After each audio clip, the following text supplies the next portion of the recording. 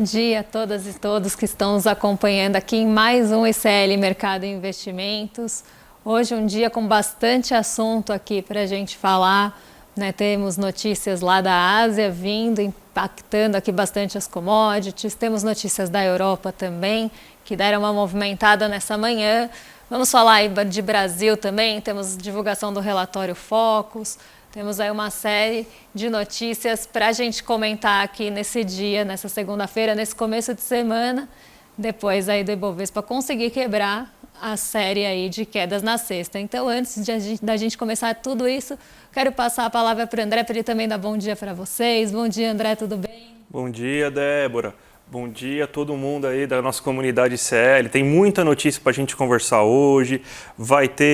Tem dados importantes sobre a China, o que o mercado está falando aí em relação dentro do boletim Focus. Tem notícia importante sobre a indústria, visita do Lula na África do Sul lá para fazer a discussão sobre o BRICS. Então hoje o dia está bem cheio aí para a gente comentar aí durante a próxima meia hora.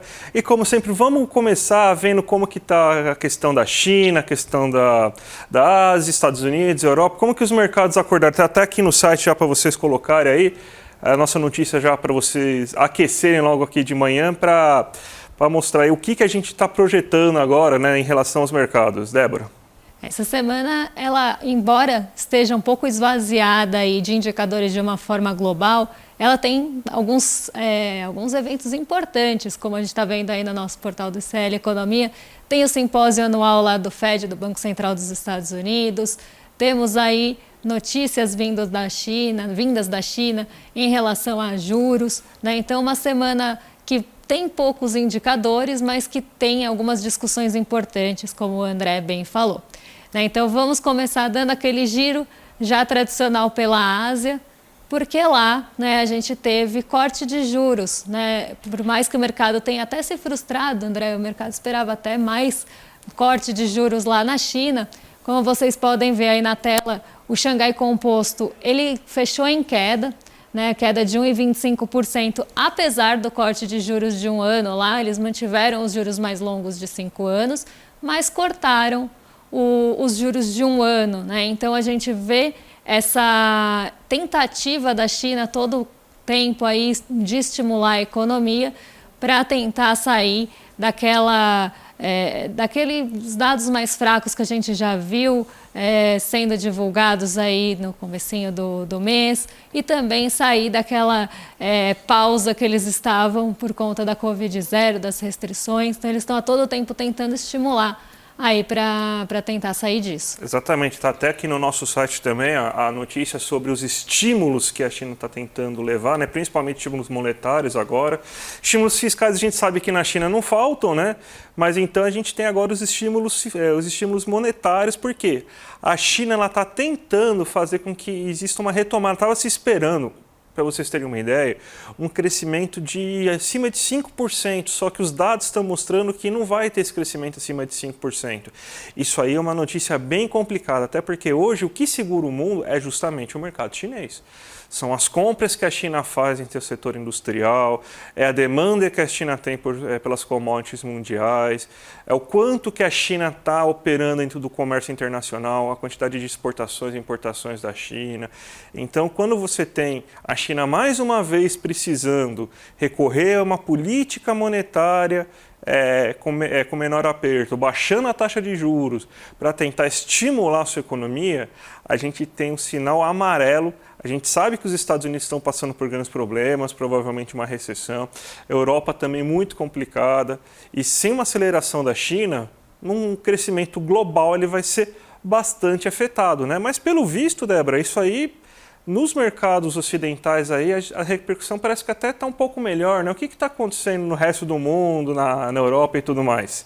Foi melhor, André, e para todos vocês aí que estão assistindo, até explicando, né, essa repercussão aí da China, né, das taxas de juros lá, bateram bem no índice de commodities. Então, para quem está só escutando a gente, né, sempre do lado esquerdo ali do telão, a gente tem 3 indicadores que ficam mudando ali, que são a movimentação intradiária de 3 indicadores, que é o Ibovespa, nosso índice de referência, o dólar e o índice de commodities da S&P Global.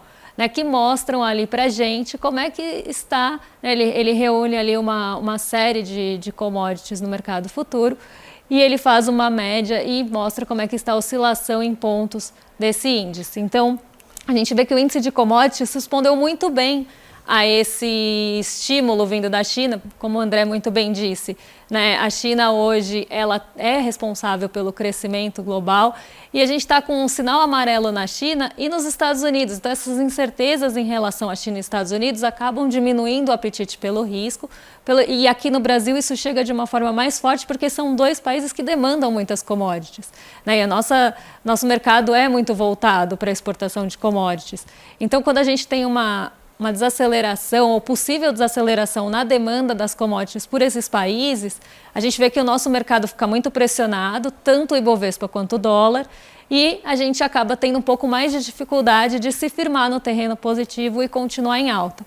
Mas como a gente vê aí, o índice de commodities está respondendo bem.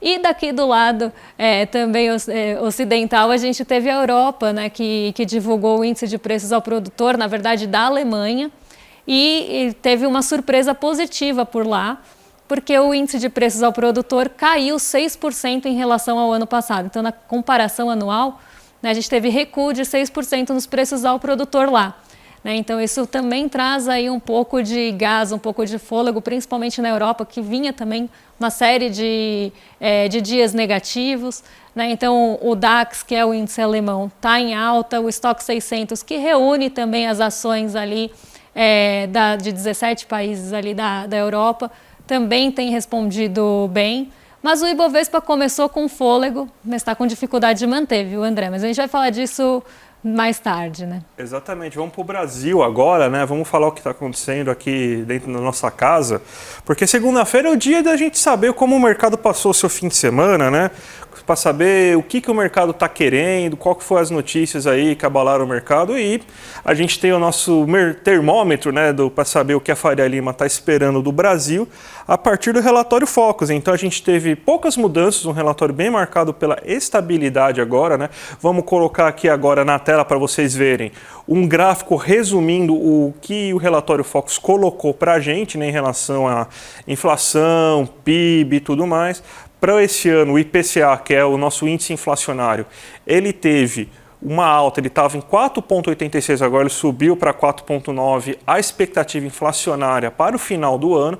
Isso foi influenciado diretamente pelo aumento do preço dos combustíveis naquele momento, na última semana, né? Então, teve um aumento dos combustíveis até acima do que estava se esperando, você teve um aumento da expectativa inflacionária, os agentes de mercado reajustaram suas expectativas, temos agora uma inflação prevista de 4,9. Mas o mais importante que a gente tem aqui é que, aqui está errado, aqui, mas onde se lê IPCA, leia-se Selic, né? Mas a Selic para 2023 continua sendo prevista em 11,75 pontos percentuais e para o próximo ano em 9 pontos. Então, você tem que se espera que o ritmo de queda da taxa de juros se mantenha, mesmo com essa alta não esperada aí da inflação, porque se o mercado aumentou a sua previsão, significa que ele teve uma quebra de expectativa. Então, ele teve que refazer levemente, 0,04 pontos percentuais é muito pouco, mas ele refez a sua previsão para a inflação, né? Então, mas o mais importante de tudo isso é que o mercado não acredita que, diferente até que o Campos Neto chegou a falar na sexta-feira lá, que ficaria de olho, ficaria atento em relação a alguma coisa, mas não mudou, o mercado continuou comprando essa ideia de mudanças em 0,5 pontos percentuais por reunião. A gente sabe que a gente tem mais 3 reuniões até o final do ano, né? Uma em setembro, uma em novembro e outra em dezembro, né? Se eu não me engano, não sei se é outubro ou novembro, mas que são a cada 45 dias, mas as mudanças não ocorreram. A relação ao PIB, você não teve nenhuma mudança, o PIB continua previsto em 2,29%, para o próximo ano teve um leve aumento de 1,33%, mas nada que mude muita coisa. E o câmbio, a gente está vendo que está tendo uma subida na taxa de câmbio nos últimos dias, então o câmbio, que ele estava até em 4,9 2 semanas atrás, ele já está chegando em 4,95. É um resultado direto da queda da taxa Selic, porque o capital especulativo ele acaba saindo com maior velocidade aqui do Brasil, então você tem menos esse capital na bolsa, esse capital é em dólar, ou seja, menos moeda estrangeira aqui no Brasil, menos valorizada fica a nossa moeda, então você acaba tendo um leve aumento da taxa de câmbio aqui esperado.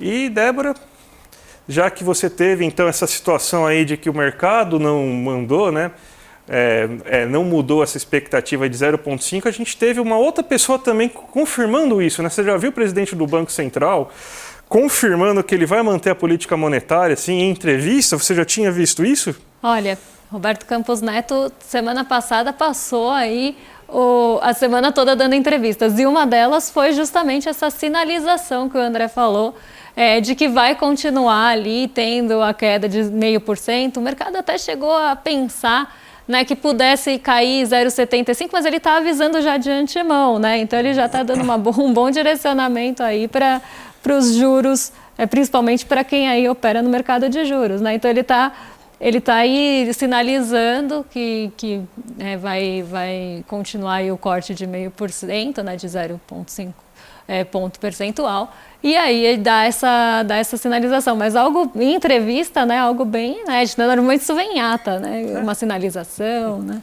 O mais engraçado é que, teoricamente, isso é votado, né? Você tem uma votação no dia do Copom lá que define qual que vai ser a mudança da taxa Selic, né? Mas o presidente lá, que muita gente falou, não, ele é apenas um único voto, ele não tem influência em nada, né? Já que ele é um único voto, né? Então ele não vai ter grandes influências, então... Mas pelo visto lá ele está garantindo aqui ao nosso querido amigo mercado que ele vai ter então uma queda de 0,5 pontos percentuais em cada uma das reuniões. Então se ele falou, deve ser, né? Então ele conduz e conduziu o mercado, né? Então porque o mercado meio que mostrou que ele está gostando desse ritmo de 0,5 pontos percentuais, né?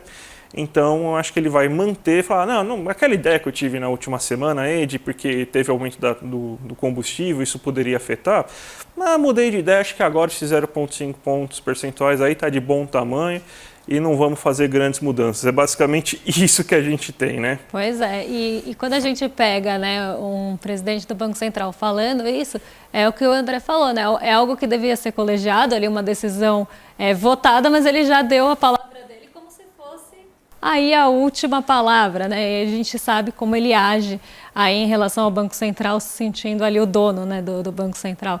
E acha que tem alguma moral aí para falar, dar entrevistas também sobre a autonomia do Banco Central, que ele também falou bastante na semana passada.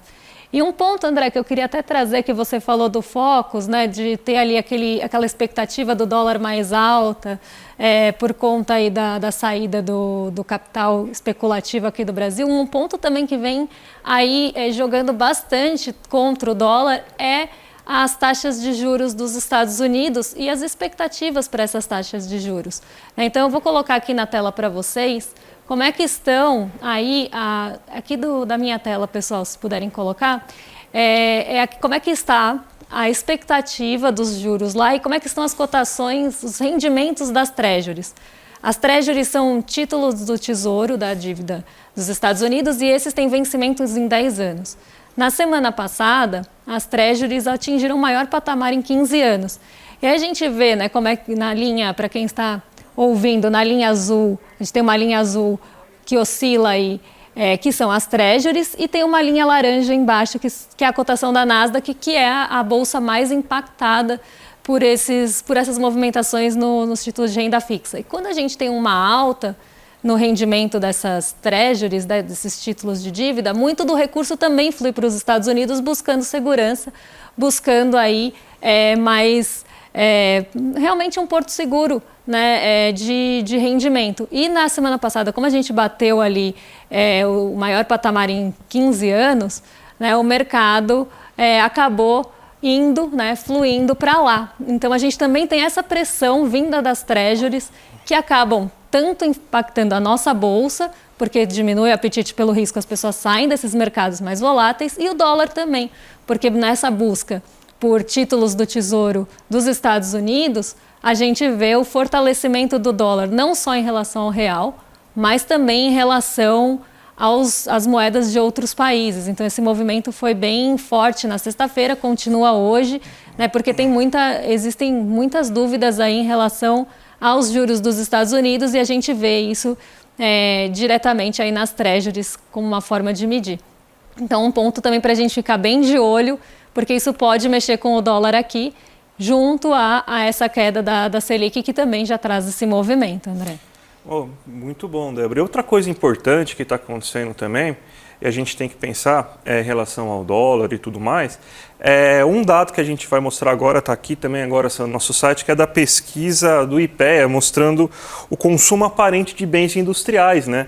Que você teve uma alta bem considerável de 1,7% em junho, então você tem que acabou o trimestre imóvel encerrado nesse mês, assim, então o segundo trimestre teve um aumento de 3%, só que a gente até pode puxar aqui a tabelinha para vocês verem aqui embaixo, ó.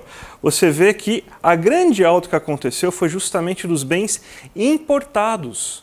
Então você teve uma melhora sim na indústria nacional, uma melhora no trimestre 1,7%, de consumo aparente, ou seja, aumentou o consumo de bens produzidos internamente aqui dentro do Brasil de 1,7% em relação ao último trimestre. Só que se a gente for comparar em relação aos bens que são importados, ou seja, acho que produtos industriais que a gente está comprando de fora do país, daí a gente não está falando só de pessoa física, está falando também de pessoa jurídica, né?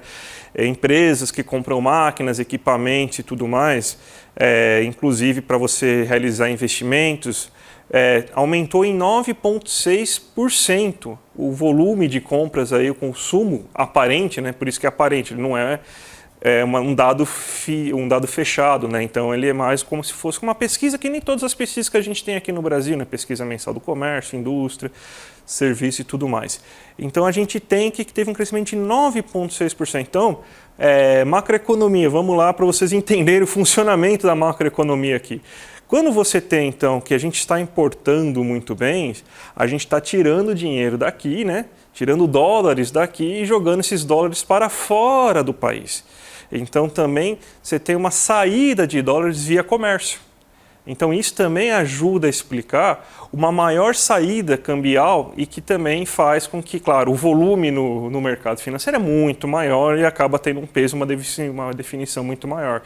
Mas quando você tem um aumento dessas importações, você tem justamente saída de recursos aqui e acaba aumentando a taxa de câmbio aqui também, sendo um dos responsáveis por essa situação, né, Débora? Exatamente. Até quando a gente fala aqui para vocês, né, às vezes eu uso esse jargão, é meio um jargão de mercado, ponta compradora de importadores, é justamente isso. Quando o dólar chega em algum patamar, a gente tem essa ponta compradora de importadores, justamente porque a gente manda importa esses bens e manda esses dólares para fora, e a gente tem também as proteções que são feitas ali no mercado financeiro. E dando um giro agora de como abriu, né, o mercado e como está aí como é que está a foto, né? Na verdade não é uma foto, é quase um vídeo, porque ele mexe com um pouquinho de delay, né? Mas como é que está aí a abertura do mercado? A gente vê o petróleo Brent na última linha, ele estava com uma alta bem mais acelerada pela manhã. E ele estava puxando justamente o nosso índice para cima, que virou, né? A gente viu que o Ibovespa já está no negativo, oscilou muito perto do 0 a 0 ali na manhã, mas agora ele já vai para o terreno negativo, puxado aí por outros setores, embora a gente ainda tenha uma aceleração grande nas empresas ligadas ao petróleo. A Nasdaq e o S&P operam em alta hoje, então recuperando um pouco das perdas da semana passada. O EWZ, que é a nossa bolsa em dólar, também está em queda. E o dólar sobe 0,38, aí até confirmando o que a gente está falando aqui dessas expectativas e dessa confluência aí das treasuries, né? Então a gente viu a semana passada os Estados Unidos, aí, as bolsas nova-iorquinas bem prejudicadas por isso. Inclusive a Nasdaq caiu mais do que o Ibovespa, né? Embora as notícias gostem de falar da queda do Ibovespa, a Nasdaq na semana passada caiu mais do que o Ibovespa. E a gente teve ali aquele fôlego que veio na sexta-feira. Hoje a gente perdeu um pouco, mas vamos ver até o final do dia se a gente consegue algum impulso, né, André? É importante a gente lembrar dessa alta do petróleo que está ocorrendo, né? Saiu notícias hoje sobre uma expectativa de aumento de demanda da produção de petróleo, principalmente vindo lá da Arábia Saudita, né? A Arábia Saudita, além de contratar o Neymar, ele também é um grande produtor de petróleo e precisa pagar o salário do menino Ney, então ele está esperando esse aumento da demanda, só que ao mesmo tempo ele avisa o quê? Que você não vai ter um aumento na produção. Então significa que a demanda por petróleo aumentou, mas a oferta ficou estável. E isso aumenta naturalmente o preço da commodity no mundo.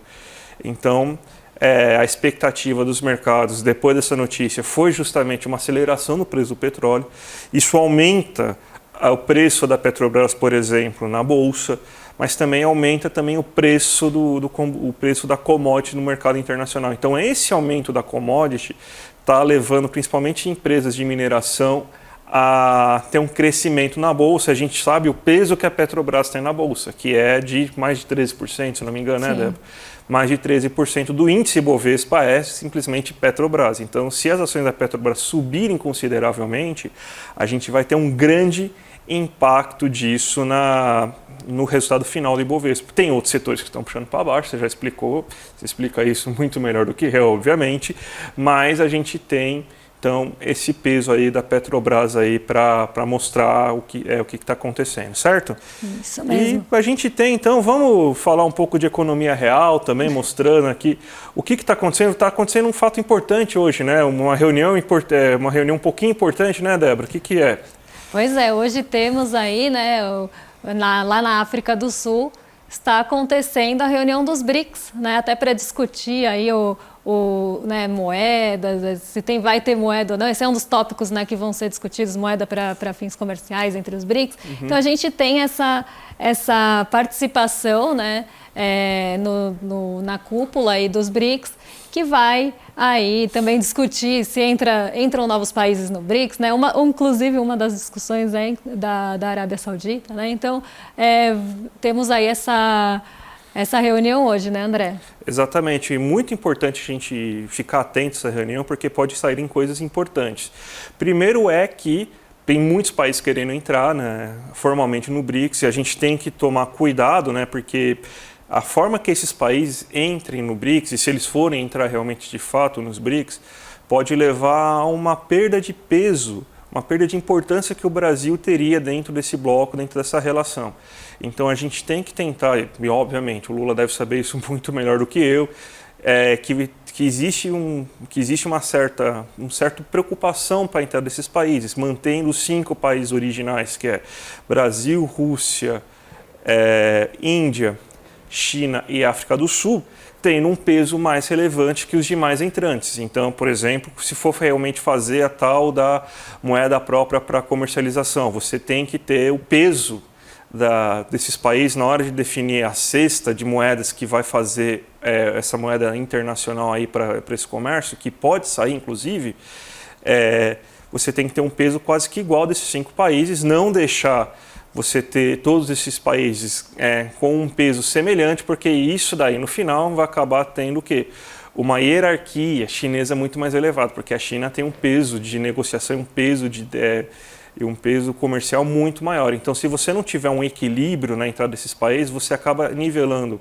Seriam mais de 26 países, então ia ficar 30 países praticamente dependentes da China, e a China virando o verdadeiro mandante do bloco. Então você tem que tomar cuidado com isso e também tem que reforçar bastante as considerações e como que vai ser agora o pacto econômico, porque não adianta somente a gente acelerar relações com esses países, a gente tem que pensar também em outras coisas, como por exemplo, qual que vai ser o papel de cada um desses países dentro da nova ordem mundial, da nova conformidade econômica que a gente está vendo nascer. Você vai ter então que a China vai largar a mão de alguns setores industriais importantes, ela está sinalizando há muito tempo que ela quer passar para outros países indústrias que não sejam tão de pontos, para ela poder se focar justamente em indústria 5G, indústria de inteligências artificiais e tudo mais, que seriam as fronteiras inovatórias melhores. Então, passaria uma parte dessa indústria para outros membros do BRICS, né? Então, seria uma questão também importante da gente tentar entender como que funcionaria também essa reindustrialização a partir disso. Então, tem muita coisa aí que vai ser discutida, muito assunto, isso tem que repercutir um pouco mais. Daqui a pouco começa a ter falas, então, das autoridades que vão estar lá presentes. Então, provavelmente a gente vai repercutir isso mais amanhã, porque vai ter fala do Lula, vai ter fala do Xi Jinping, vai ter fala do Modi, o Putin não está lá, e o da África do Sul, eu sinceramente, perdão, eu esqueci o nome do presidente da África do Sul, mas provavelmente terão fala de todas essas autoridades importantes. Da Dilma também, que é presidente do Banco do BRICS, ela está lá, então vai ter fala importante dela em relação a tudo isso, Débora. Muito bom, né? Então vamos ficar de olho aí, porque pode ter, né? Vamos trazer aí essas novidades conforme elas forem aparecendo. Antes da gente encerrar por aqui, eu vou colocar aqui na tela para vocês como é que está o Ibovespa, só para a gente dar uma olhada quem sobe, quem desce, né? Então aqui hoje o Ibovespa caindo e a gente vê aí a Vale em terceiro lugar nas maiores altas, puxada pela alta do preço do minério de ferro, ele está em alta de quase 1%.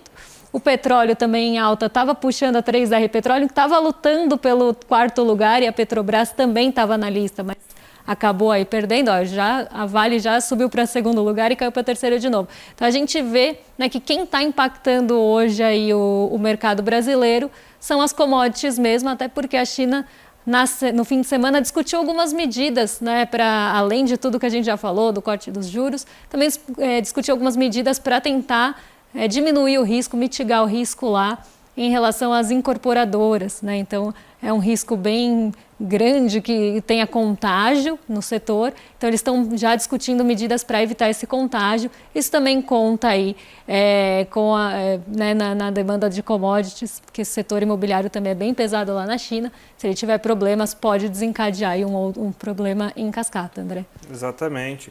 A gente agora está começando a partir agora para os encerramentos, mas lembrando uma coisa muito importante no dia de hoje, né? Hoje temos aniversariante, uma das pessoas mais importantes da economia brasileira, uma pessoa que formou gerações de economistas progressistas aí nesse país. A primeira, né, a mãe de todos os progressistas, se o Celso Furtado é o pai de todo economista progressista, a Maria da Conceição Tavares é a mãe de todo economista progressista. E hoje ela está fazendo 93 anos de idade, ainda está viva, com muita saúde. Então hoje o ICL Economia vai se encerrar com uma homenagem a ela. Então eu já vou aproveitar aqui para dar aqui o meu bom dia para todo mundo, agradecer a presença de todos, justamente porque a última coisa que a gente vai passar é uma fala importantíssima da Conceição Tavares para encerrar o programa. E Débora?